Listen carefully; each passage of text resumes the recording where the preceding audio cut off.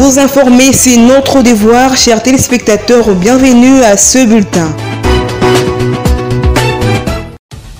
À la une de l'actualité, c'est à l'unanimité que le Conseil de sécurité a procédé le jeudi 19 décembre au renouvellement du mandat de la mission de l'Organisation des Nations Unies pour la stabilisation au Congo.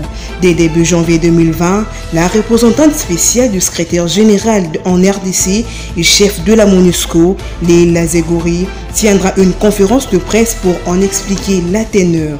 Ce nouveau mandat va permettre de contribuer à la protection des civils dans un contexte de résurgence des tueries dans la région de Béni par les présumés combattants d'Alliés démocratiques Force ADF en cible. En sécurité, un civil confondu aux combattants ADF a été lynché par la population le jeudi 19 décembre dans la localité de Kaoundo, située près de Kamongo en frontière avec l'Ouganda, en territoire de Béni au nord Kivu. Samuel Kabonga, président du Parlement de jeunes de Watalinga, explique que la victime a été attrapée en possession de 3 cartes d'identité des nationalités différentes. Cette situation a provoqué une tension dans la contrée, poussant à la paralysie des activités économiques au marché des Nobili. En justice, l'affaire de la jeune fille de 13 ans gelée et engrossée par un militaire Angeli, l'audience prévue le mercredi 18 consacrée aux plaidoiries de 2 parties n'a pas eu lieu. Elle a été renvoyée pour le 23 décembre prochain. En société, la commission diocésaine Justice et Paix, accompagnée de la société civile locale des Kadoutou et différentes autres organisations pour la paix et la démocratie, sont descendues dans la rue le jeudi 19 décembre à Bukavu. Ces structures citoyennes montent au créneau en exigeant l'organisation des élections locales et municipales qui, depuis décembre 2018, demeure une promesse.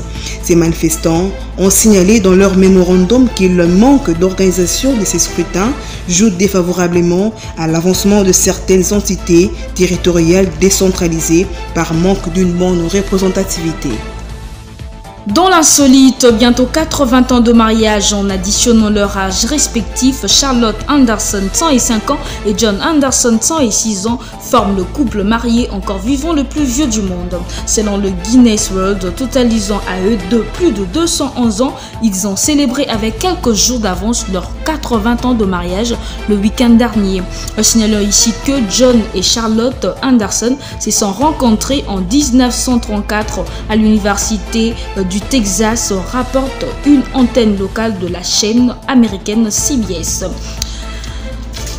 Elles y étudiaient pour devenir professeurs. Lui était joueur de football américain. Ils se sont dit oui 5 ans plus tard, le 22 décembre 1934, à l'aube de la Seconde Guerre mondiale et pendant la Grande Dépression.